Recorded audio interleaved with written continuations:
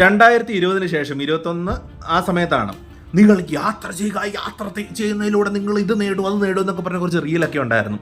അതിൻ്റെ കൂടെ തന്നെ നമ്മുടെ കുളങ്ങര സാറിൻ്റെ കുറച്ച് വീഡിയോസും വൈറലായിരുന്നു. ഇതൊക്കെ കണ്ട് നമ്മൾ ഇൻഫ്ലുവൻസ് ആയി, നമ്മൾ ക്യാമറയും പിടിച്ചുകൊണ്ട് ഉള്ള ജോലി അന്ന് വർക്ക് ഫ്രം ഹോം ആയതുകൊണ്ട് ഒത്തു, അല്ലായിരുന്നു അത് കളഞ്ഞേ ചോടിയാൻ. ഇതിൻ്റെ പുറകെ പോയി എന്നെ പോലെ കുറേ പേര് പോയി. ഞാൻ ഹിമാചലിലും ജമ്മുവിലും ഒക്കെ കുറേ കടന്നലഞ്ഞു.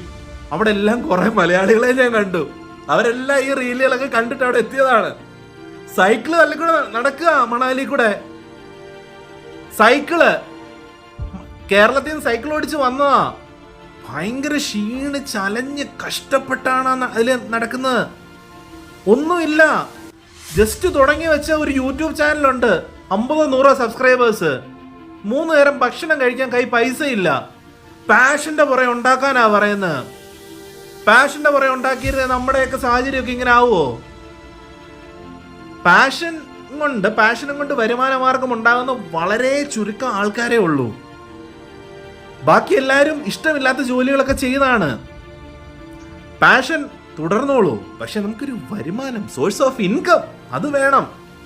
അല്ലാതെ പോയി കഴിഞ്ഞാൽ ഞങ്ങളെപ്പോലൊക്കെ മൂഞ്ചി പോത്തേയുള്ളൂ. അവിടെ ഇവിടെയൊക്കെ യാത്ര ചെയ്ത് കൈ പൈസ ഇല്ല, പട്ടിണി, വെള്ളവും കുടിക്കാനില്ല, ഒന്നുമില്ല, അലഞ്ഞങ്ങ് തിരിഞ്ഞ് നടക്കുക, വേർത്തൊലി ചുമ്മ ട്രാവലർ. എന്തുവാ ചുമ്മാ ആവശ്യമില്ലാത്ത തോട്ട്സ് ഇനിയെങ്കിലും പടച്ചു വിടരുത് ആരും, പ്ലീസ്, അപേക്ഷയാണ്.